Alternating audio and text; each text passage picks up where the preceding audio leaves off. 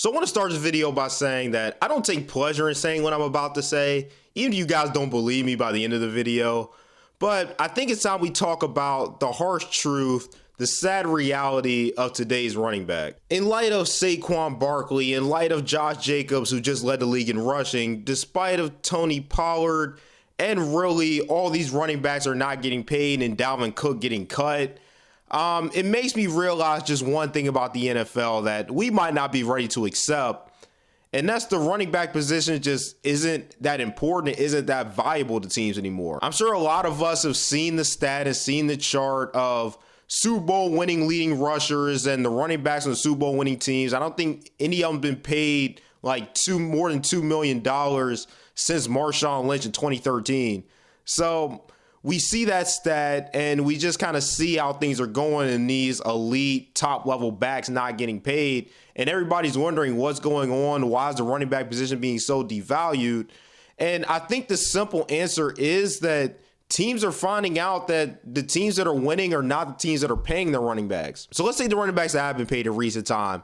Todd Gurley, Ezekiel Elliott, and I know I'm forgetting more, but those are two that come on top of my head. And yes, I get the Cowboys are the Cowboys, so that's a reason enough for them to be losing the playoffs. But once they signed Zeke, that really kind of put their team in a bind. Yes, the Rams won the Super Bowl, but that was after they got off Todd Gurley's contract. And then they had to keep trading all their picks to bring players in. So when you look at it like that, and then you look at the Chiefs who use Pacheco and you just look at all these teams that use running backs on rookie deals or minimum deals.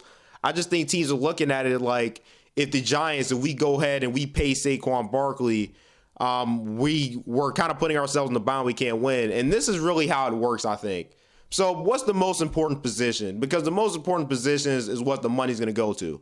So what's the most important position, right? The quarterback. Everybody acknowledges that. So it starts there. So then what's most important after that? Protecting that quarterback. So what do? You put money in the offensive line.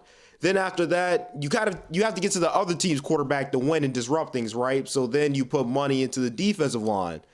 The quarterback needs somebody to throw to, so then you pay receivers and tight ends.